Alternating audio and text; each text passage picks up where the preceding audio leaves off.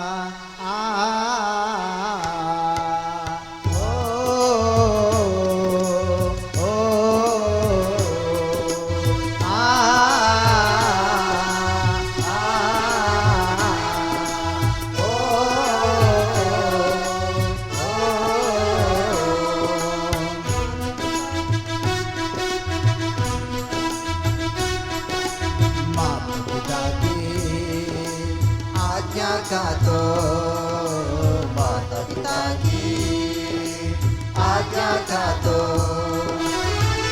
केवल एक बहाना था, केवल एक बहाना था।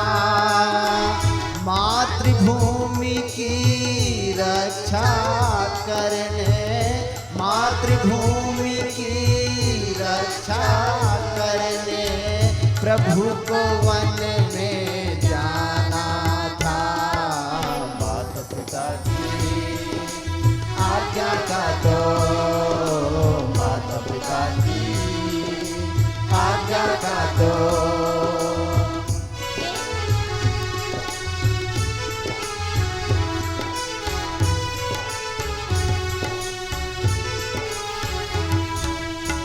किसने गंगा तट पर जाकर केवट का सम्मान किया, किसने गंगा तट पर जाकर केवट का सम्मान किया। और निषाद को किसने अपनी मैत्री का वरदान दिया, और निषाद को किसने अपने मैत्री का वरदान दिया। गिद्धराज को प्रेम प्यार से किसने गले लगाया था, गिद्धराज को प्रेम प्यार से किसने गले लगाया था। भिलनी के झूठे बेरों को भक्ति भाव से खाया था, भिलनी के झूठे बेरों को भक्ति भाव से खाया था। वनवासी और दलित जनों पर, वनवासी और दलित जनों पर अपना प्यार लुटाना था। माता पिता की आज्ञा का तो माता पिता की आज्ञा का तो केवल एक बहाना था, केवल एक बहाना था। मातृभूमि की रक्षा करने, मातृभूमि की रक्षा करने प्रभु को वन में जाना था। माता पिता की आज्ञा का तो माता पिता की आज्ञा का तो माता पिता की आज्ञा का तो केवल एक बहाना था। ये बिल्कुल सही है। तुलसीदास जी की जब चौपाइयाँ हम सुनेंगे तो हमें और स्पष्ट हो जाएगा। राम जी को वनवास का आदेश मिला और राम जी इतने प्रसन्न हो गए कि लोगों को आश्चर्य हो गया, जैसे मानो वो वनवास के लिए प्रतीक्षा कर रहे थे। तुलसीदास जी ने तो यहाँ तक लिखा है कि एक हाथी को, एक नए हाथी को, नौजवान हाथी को जंजीरों से बांध दिया जाए और वो हाथी अपने को छुड़ाने के लिए कशमकश कर रहा है। अचानक जंजीर टूट गई तो हाथी मुक्त होकर दौड़ रहा है। ऐसा ही राम जी का वर्णन तुलसीदास जी करते हैं। राज्याभिषेक के जंजीर से उस हाथी को, उस राम को बांधा गया था और उस बंधन से मुक्त होने के लिए राम तड़पड़ा रहे थे। और जो ही बंधन टूट गए, राम प्रसन्नता से भर गए। तो ये ठीक है, हमारी रामायण हमको जो बताती है उसका हम स्वीकार करेंगे कि माता पिता की आज्ञा से। अब देखा जाए तो ना माँ की आज्ञा थी ना पिता की आज्ञा थी। दशरथ तुम कहा नहीं था तुम जाओ, कहा तो कैकेयी ने। कौशल्या ने तो कहा नहीं था तुम जाओ, कहा था कैकेयी ने। और राम जी ने कैकेयी की बात क्यों मानी, कौशल्या की बात क्यों नहीं मानी? दशरथ तो उनको मना करते रहे, मत जाओ मत जाओ। सच बात तो यह है कि राम जी ना पिता की आज्ञा लेकर गए ना मां की बात मानकर गए, वो तो धर्म की आज्ञा मानकर गए। देश की प्रजा के कल्याण के लिए उनको जाना ही था, मातृभूमि की रक्षा करने के लिए उनको जाना ही था, इसलिए तो वो अवतरित हुए थे। इसलिए हम सब श्रोतागणों के लिए एक संदेश है, राम की पूजा करनी है तो राम बनना पड़ेगा। ये ठीक है कि वो 14 वर्ष के लिए वनवास गए थे, और हम में से किसी को 14 वर्ष वनवास करने के लिए कोई नहीं कह रहा है, लेकिन साल में 14 दिन तो तुम जा सकते हो, महीने में 1 दिन तो तुम जा सकते हो, सप्ताह में 1 दिन तो तुम जा सकते हो। आज इतना ही पर्याप्त है। और तुमको वहां जाकर कुछ नहीं करना है, जो काम राम जी ने किया वही करना है। शबरी के झूठे बैर। एक लेखक ने लिखा, जब राम जी शबरी के आश्रम में गए तो तुलसीदास जी कहते हैं कि शबरी भाव विभोर हो गई, और राम जी आएंगे इसकी वो प्रतीक्षा कर रही थी। तो राम जी आए हैं हमारे आश्रम में, हमारे घर में, कुछ ना कुछ तो उनको फलाहार करवाना ही है। तो वहाँ बेर थे।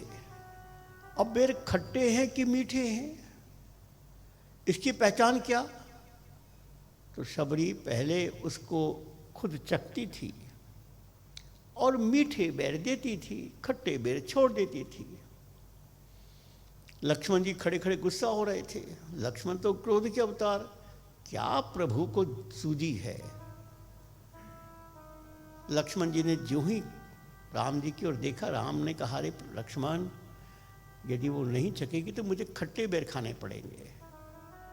कितनी भक्ति है उसके अंदर कि मुझे खट्टे बेर नहीं खाने पड़े, इसके लिए चख कर दे रही है। लेकिन शबरी और राम का संवाद होता है। शबरी पूछती है कि हे प्रभु, इतनी दूर से आप मेरे पास आए, कहाँ अयोध्या और कहाँ ये पंपा सरोवर अर्थात कर्नाटक, आप इतनी दूर से पैदल चलकर आए रावण को मारने के लिए ना? राम ने कहा कि माँ, रावण को मारने के लिए लक्ष्मण केवल अपने अंगूठे से ही बाण चलाता तो रावण धराशायी हो जाता। मैं रावण को मारने नहीं आया हूं, मैं दुनिया को बताने आया हूं कि एक राजकुमार एक शबरी मां के घर में भी आकर सम्मानित अनुभव कर सकता है। मैं दुनिया को संदेश देना चाहता हूं, जो मुझको भगवान माने और मुझको भगवान बनाने वाली मेरी मां को भी भगवान माने, अर्थात शबरी मां।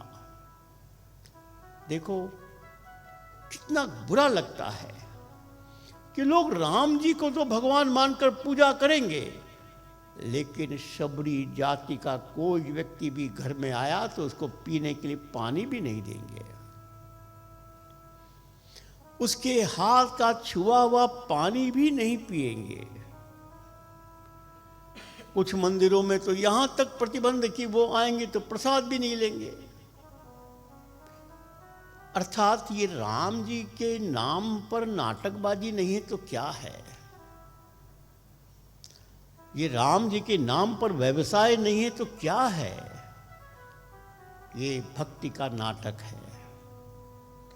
राम जी तो संदेश दे रहे हैं कि सारे जो दलित समाज है, वंचित समाज है, उपेक्षित समाज है, गरीब समाज है, गांव में रहता है, जंगल में रहता है, पहाड़ों में रहता है, वो सब हमारे अपने हैं।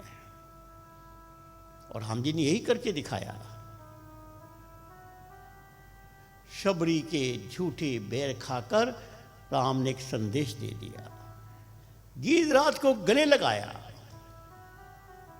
अरे गीधराज से भेंट भई बहुविध प्रीति बढ़ाई। पंचवटी में जहां राम जी रहते थे उसके पास ही गीधराज का घर था।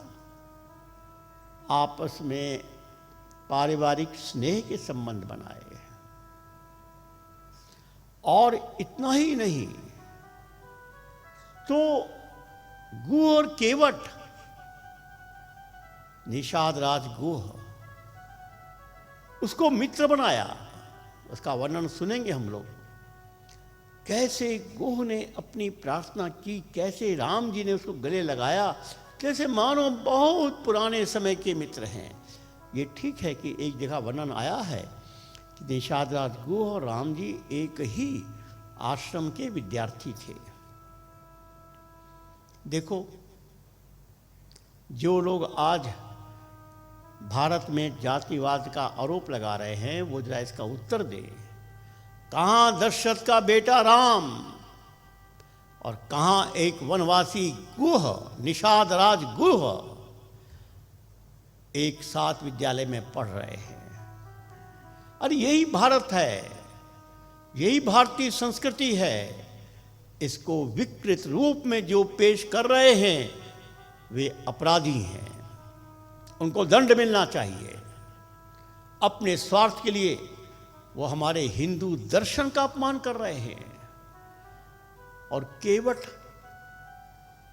केवट तो वो अनोखा पात्र है पूरे रामायण में जो राम जी से भी अपनी बात मनवाने में जिद कर रहा है, जो राम जी के भी प्रस्ताव को इनकार कर रहा है, जो राम जी को अपनी शर्तों के अनुसार व्यवहार करने के लिए मजबूर कर रहा है।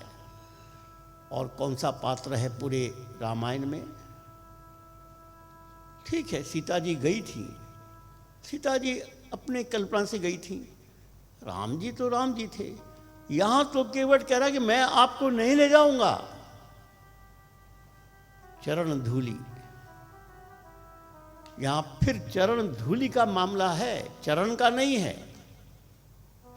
राम जी भी अच्छे बाटा का जूता पहनकर जाते, बढ़िया जुराब पहनकर जाते, तो क्या केवट ये कहता नंगे पैर? ध्यान रखो, राम जी नंगे पैर यात्रा कर रहे हैं। और नंगे पैर के यात्रा का एक वर्णन एक स्थान पर मैंने पढ़ने को मिला कि जब राम जी अयोध्या लौट कर आए और भरत जी उनके चरणों को प्रणाम कर रहे हैं, अपने आंसुओं से चरणों को धो रहे हैं, तो भरत जी ने देखा कि राम जी के पैर में असंख्य कांटे लगे हुए हैं। भरत जी ने कहा, भैया क्या है ये? राम ने कहा कि भरत, जो मेरी शरण में आता है उसको मैं निकालता नहीं हूं। तुमको निकालना है निकाल लो। अर्थात 14 वर्ष तक नंगे पैर, कांटे तो लगेंगे ही। और राम जी कहते हैं कि जो मेरी शरण में आता मैं उसको हटाता नहीं। इस नंगे पैर यात्रा का ही महत्व है। नंगे पैर चलने के लिए पर ही धूल लगती है, और वो धूल ही अहिल्या को जागृत करती है। यहां केवट भी धूल को ही धोने की कोशिश कर रहा है। अर्थात राम जी को मातृभूमि की रक्षा करने के लिए उस शिव समाज को संगठित जागृत करने के लिए वन में जाना था, और मातृभूमि की रक्षा के लिए इस सारे समाज को सम्मान दिलाना था। राम जी यदि भगवान है तो काहे का इतने लोगों को ले जाने की बात है? अयोध्या से बैठे बैठे तीर मारते। अरे वर्णन आता है ना कि लंका पर चढ़ाई करने के पूर्व जब समुद्र से वो वार्ता कर रहे हैं, और समुद्र कहता है कि मेरे उत्तर में मेरे जो दुश्मन है उनको प्रहार करो। कहाँ लंका समुद्र, कहाँ उत्तर चीन सागर। यदि राम जी लंका के पास से चीन सागर के दुष्टों को मार सकते हैं तो अयोध्या से तीर मारकर रावण को क्यों नहीं मार सकते? फिर वही बात, मैंने हनुमान जी के प्रसंग बताया था कि रावण को मारना उद्देश्य नहीं था, इस देश में प्रजा का कल्याण करना उद्देश्य था। इस देश में राम राज स्थापित करना उद्देश्य था। इस देश को दैहिक दैविक भौतिक तापा से मुक्त करने का उद्देश्य था, और उसका एक ही मार्ग था, ग्रामीण भारत को जगाओ। वही काम आज एकल अभियान कर रहा है। ग्रामीण भारत को जगाने के लिए अयोध्या का राम उनकी कुटिया में जा रहा है। मित्रों, इस कार्यक्रम के जो श्रोतागण हैं, उनमें से जो नगरीय समाज के लोग हैं, जरा अपने मन से पूछें कि राम जी का जो जीवन हम सुन रहे हैं, तो क्या राम जी के आशीर्वाद को पाने के लिए राम जी की इतनी सी बात भी हम नहीं स्वीकार कर पाएंगे? क्या राम जी का केवल गुणगान करने से राम जी खुश हो जाएंगे? तब तो राम जी बहुत चापलूसी के माने जाएंगे। चापलूसों को खुश कर, चापलूसी से खुश होते हैं। अरे राम राम है भाई, उनको कोई नहीं रोक पाया, तो तुम्हारी चापलूसी से क्या राम को तुम समझा पाओगे? जाओ राम के मंदिर में दर्शन करो, आंख बंद करके दर्शन करो, अपने मन से पूछो कि राम के जीवन का एक अंश भी क्या मैंने स्वीकार किया? क्या मैंने भी मेरे घर के कुछ किलोमीटर दूर कोई शबरी रहती होगी, कोई गू रहता होगा, कोई केवट होगा, अरे कोई गीधराज होगा, कोई हनुमान होगा, उसको गले लगाने के लिए हम उसके पास जाएंगे। यह संकल्प ही राम की पूजा है। और केवल राम की पूजा नहीं है, यही संकल्प मातृभूमि की रक्षा का एकमेव उपाय है। और मातृभूमि की रक्षा में हम सबकी रक्षा है। इसलिए इस मंच से मैं आह्वान कर रहा हूं, आओ राम की पूजा मत करो, राम बनने का संकल्प करो। और राम बनने का बहुत सरल तरीका है। कुछ दिन घर छोड़ो, परिवार छोड़ो। जब परिवार छोड़ने की बात आती है तब मन में आता है कि अरे हम परिवार छोड़ेंगे तो परिवार कौन चलाएगा? चलिए एक प्रयोग करते हैं। आप सब लोग जो जो मेरी बात सुन रहे हैं, 1 मिनट के लिए अपनी आंख बंद करके अपने अपने परिवारों में पहुंच जाइए, अपने अपने गांव में चले जाइए और अपने आंखों के सामने परिवार के सब सदस्यों को उपस्थित करिए और मन से एक प्रश्न पूछिए, इनका पोषण कौन कर रहा है, इनकी देखभाल कौन कर रहा है। ईमानदारी से मन से पूछिए, क्या तुम कर रहे हो? ये माँ, ये पिता, ये पत्नी, ये बच्चे क्या तुम्हारे कारण है? और जिसने ये दिए हैं क्या तुमसे कमजोर है? सच तो ये है, जिसने हमको माँ दी, पिता दिया, पत्नी दी, बच्चे दिए, वो हम मार्केट से खरीद कर नहीं लाए थे। हमारा कोई चॉइस नहीं था। हमने कहा कि हमको तो ऐसे पिता मिलने चाहिए, वैसे ही मिलेंगे, हमको ऐसी माँ मिलनी चाहिए, वैसे मिलेगी, हमको ऐसी पत्नी मिलनी चाहिए, ऐसे बच्चे मिलने चाहिए। कुछ तुम्हारी नहीं चली। जो राम जी ने कहा, सोचा, वही हुआ। गीता में भगवान कृष्ण आखिर होते होते अर्जुन को एक बड़ा कड़ा संदेश देते हैं। अर्जुन, सर्वधर्मान परित्यज्य मामेकम शरणम व्रज। सब कर्तव्यों को छोड़ दो, केवल मेरे शरण में आओ, मेरी बात मानो। मैं क्या करूंगा? अहम त्वाम सर्वपापेभ्यो मोक्षयिष्यामि मा शुचा। मैं तुमको सारे कष्टों से दूर कर दूंगा। अर्जुन का, प्रभु बड़ी कृपा होगी, लेकिन मेरे परिवार को कौन देखेगा? मेरे कष्ट दूर कर देंगे, मैंने मान लिया, परिवार।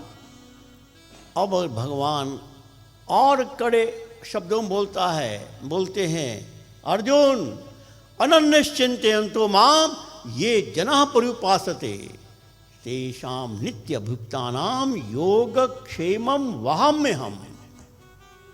अर्जुन, जो अनन्य भाव से मेरे प्रति समर्पित होता है, उनके परिवार का योगक्षेम, उनके परिवार का पालन पोषण मैं करता हूं। अब गीता में भगवान कह रहे हैं, असत्य नहीं हो सकता, और आप स्वीकार कीजिए, आप स्वयं अनुभव कीजिए। अरे जब भगवान ही सब देख रहे हैं, फिर क्यों अहंकार कर रहे हो? और कोई एकल अभियान तो ये तो कह नहीं रहा कि माता पिता पत्नी बच्चों को छोड़कर चले जाओ 14 वर्ष के लिए। अरे सप्ताह में 6 दिन तुम्हारे परिवार के लिए, 1 दिन राम जी के लिए। इससे अधिक तुमसे मांग नहीं हो रही है। हाँ, इतना नहीं कर सकते हो, महीने में 1 दिन कोई बात नहीं, साल में 14 दिन कोई बात नहीं, इससे भी काम हो जाएगा। लेकिन तुम कहो कि मुझे फुर्सत नहीं है, मेरे पास परिवार, व्यापार आदि काम है। जो ये कह रहा वो झूठ बोल रहा है। कोई हिम्मत से कहे जिसको सप्ताह में 1 दिन छुट्टी नहीं मिलती है और उस छुट्टी के दिन वो मौज मस्ती नहीं करता है, महीने में 1 दिन वो मौज मस्ती नहीं करता है, कोई कहे। हाँ, अपनी मौज मस्ती को तुम नहीं छोड़ना चाहते हो और तुम चाहते हो कि मातृभूमि की रक्षा हो जाए। दोस्तों, ये ध्यान रखो, भगवान भी बहुत प्रोफेशनल है। वो जो कुछ देगा पहले उसकी फीस ले लेगा। बिना फीस दिए कोई भी डॉक्टर, कोई भी वकील, कोई भी चार्टर्ड अकाउंटेंट तुम्हारा काम नहीं करता। तो राम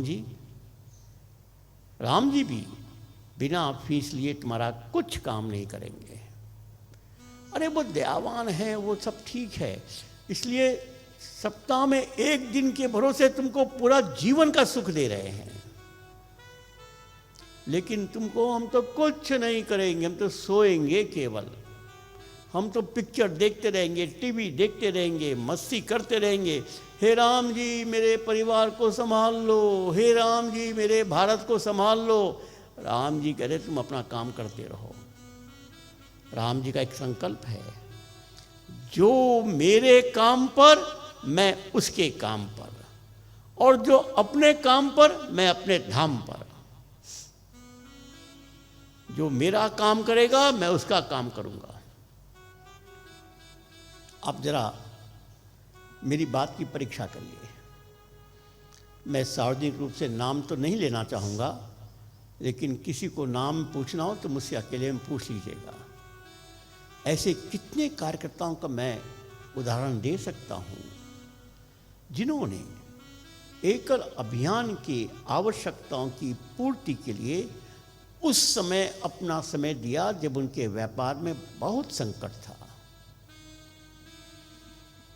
कई परिवारों में बेटियों के विवाह का बहुत बड़ा संकट था, और मैं जाया करता था, मिलता ही था, उनके संकट को जानता ही था। मेरे पास कोई दूसरा मंत्र नहीं, एक ही मंत्र था कि राम जी का काम करो, राम जी तुम्हारा काम करेंगे। कुछ लोगों ने विश्वास कर लिया, और आप जाकर पूछो उनसे, 1000 गुना बड़ा व्यापार उनको पिछले 15-20 साल में हो गया। 1000 गुना। बस एकल का काम, राम जी का काम मन का मानकर सारे कष्टों के बावजूद किया। बेटियों के विवाह की भी मैं आपको उदाहरण दे सकता हूं। हर माता पिता चिंतित होता है, स्वाभाविक है। तो मेरे पास भी है कि भाई बेटी का विवाह तुम तो करोगे, नहीं करेंगे तो राम जी, और राम जी करेंगे उसकी फीस लगेगी, फीस ईमानदारी से दोगे तुम्हारी बात मानी जाएगी, और तुमने बहानेबाजी की तो राम जी तुमसे अधिक चतुर हैं, घुमाते रहेंगे तुमको। कुछ परिवारों ने बात मानी, और आप जाकर देखिए, सारे देश में घूम रहे थे बेटी के लिए वर खोजने में या बेटे के लिए वधू खोजने में। घर के बगल से ही प्रस्ताव आया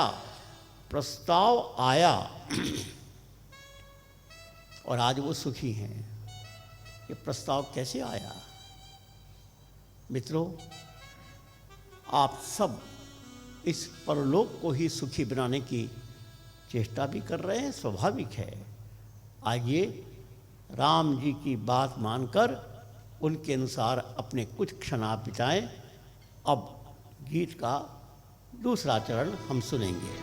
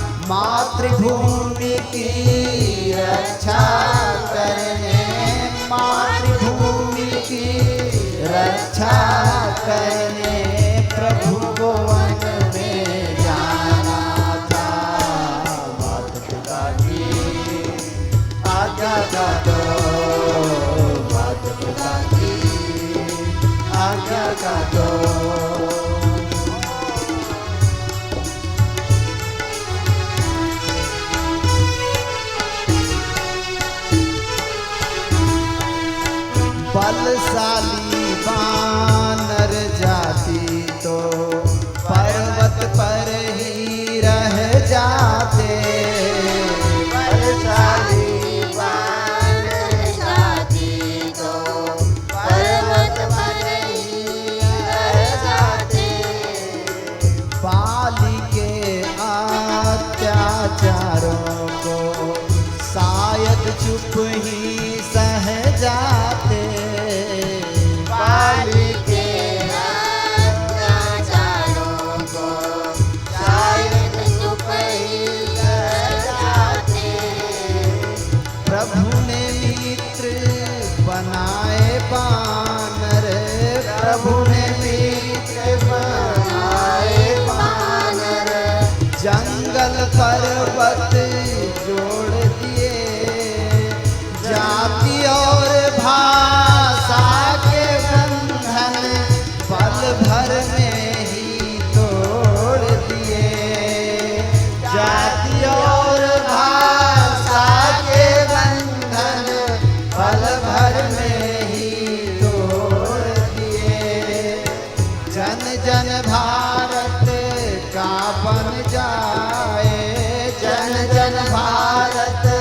साथ जुड़ जाए।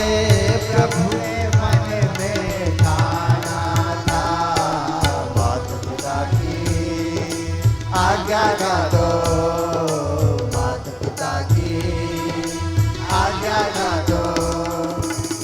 केवल एक बहाना था, केवल एक बहाना था, मातृभूमि की रक्षा करने, मातृभूमि की रक्षा करने प्रभु को वन में जाना था।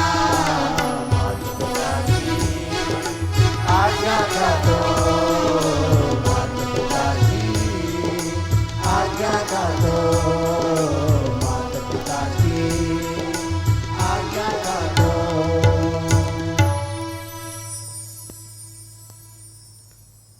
पुनः यहाँ पर कवि कह रहे हैं कि बाली के अत्याचारों को शायद चुप ही सह जाते।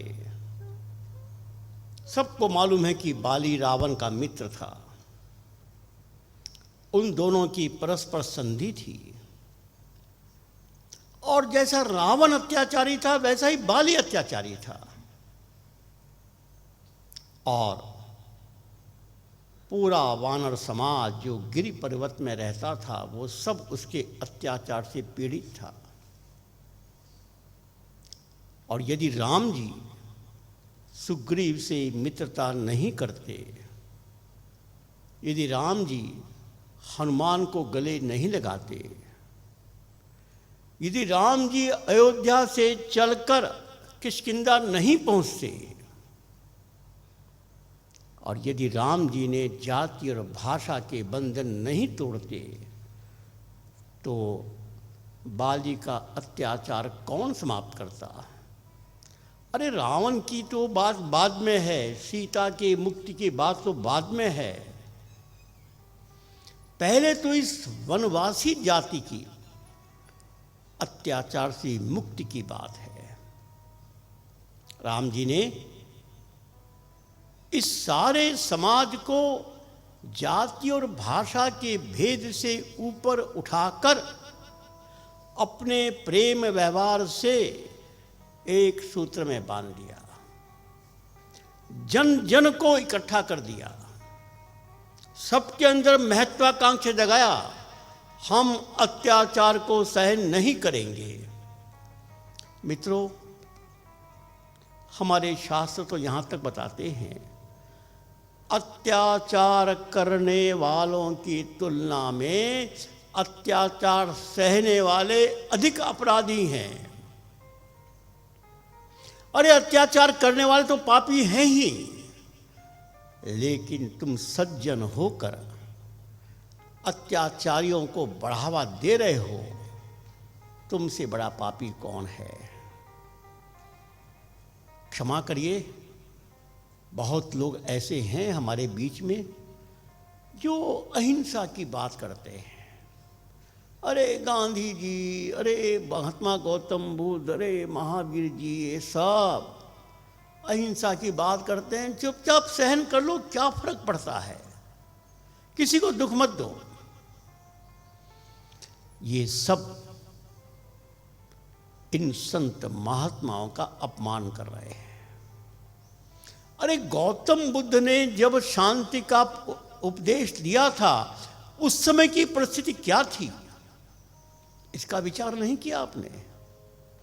और जब उसकी अति हो गई तो शंकराचार्य को जन्म लेना पड़ा, और गौतम बुद्ध द्वारा व्यापक जो कायरता या दुर्बलता व्याप्त हुई थी, उसको दूर करने के लिए फिर से वैदिक शासन का प्रचार किया और स्थापित किया। तो विभिन्न प्रकार की बीमारी में विभिन्न प्रकार के दवाइयों का उपयोग होता है। आप ये नहीं कह सकते अरे वो दवाई ने उस समय काम किया था तो फिर आज अलग परिस्थिति में भी वही दवाई चाहिए। इसलिए प्रत्येक चीज को जरा हम सब लोग परिस्थितियों के अनुसार विचार करें। महाभारत युद्ध समाप्त हुआ और भीष्म जी सरसैया में लेटे हुए हैं। कृष्ण से इनका संवाद हुआ। भीष्म ने पूछा, कृष्ण तुमने सही किया? भीष्म ने कहा कि कृष्ण ने कहा हाँ बिल्कुल सही कहा। अत्याचारियों को समाप्त करने के लिए कोई नीति का पालन नहीं, अत्याचारियों को समाप्त करना ही धर्म है, अधर्मियों को नाश करना ही धर्म है। पद्धति मत बोलो, तुमने सच बोला, तुमने झूठ बोला, तुमने ये किया, तुमने वो किया, मत बोलो, परिणाम देखो। ये महाभारत का उद्देश्य है। और इसीलिए हम सबको भी आज की परिस्थिति में यह राम कथा, यह महाभारत का संदेश एक रास्ता दिखा रहा है। अत्याचारी अत्याचारी है और उसके लिए संगठित बल से हम उसको असफल करेंगे। अत्याचार हम नहीं सहन करेंगे, अत्याचारियों को ही समाप्त करेंगे। आइए इस संकल्प के साथ हम इस सत्र का समापन करते हैं। सबको नमस्कार, धन्यवाद।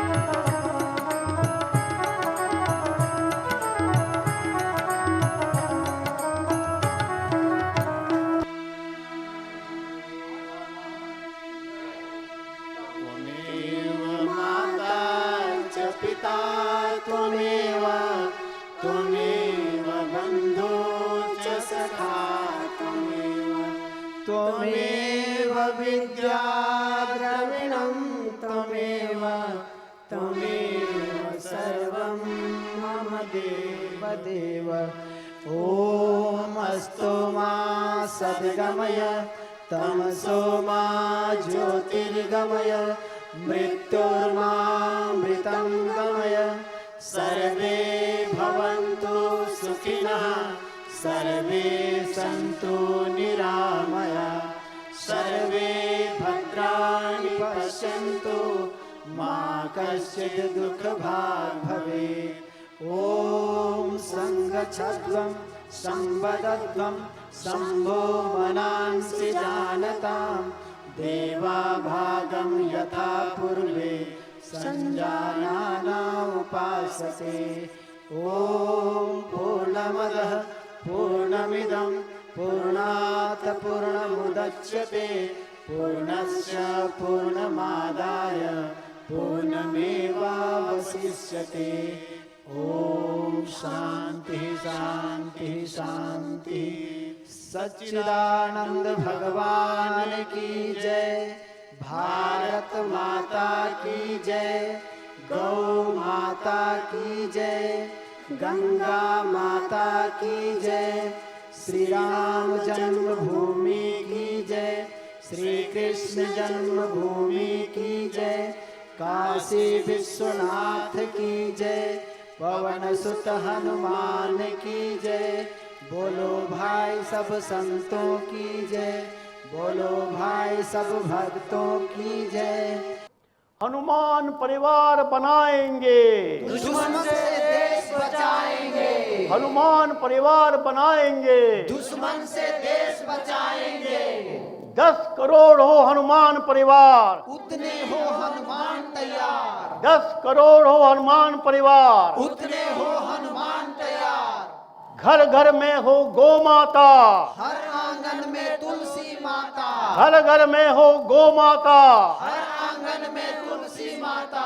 गो माता या भारत माता, सदा रहेगा हमारा नाता, गो माता या भारत माता। सदा रहेगा हमारा नाता। भारत माता की हम संतान, हम बनाएंगे देश महान, भारत माता की संतान। हम बनाएंगे देश महान। भारत माता की, जय, भारत माता की, जय, भारत माता की। जय।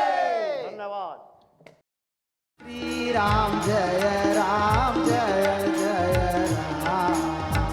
श्री राम जय राम जय जय राम। श्री राम जय राम जय जय Ram. This program was sponsored by Skipper Pipes, fixed for life. Skipper Pipes, a complete range of premium PVC pipes and fittings, CPVC pipes and fittings, UPVC pipes and fittings, SWR pipes and fittings, a complete range of bowel systems, agricultural pipes and fitting. Skipper Pipes, fixed for life. Skipper Pipes now brings you premium quality chrome plated bath fittings and accessories. Skipper also provides PTMT bath fitting that includes flow PTMT fitting, Bravo cistern and seat covers. Fixed for life.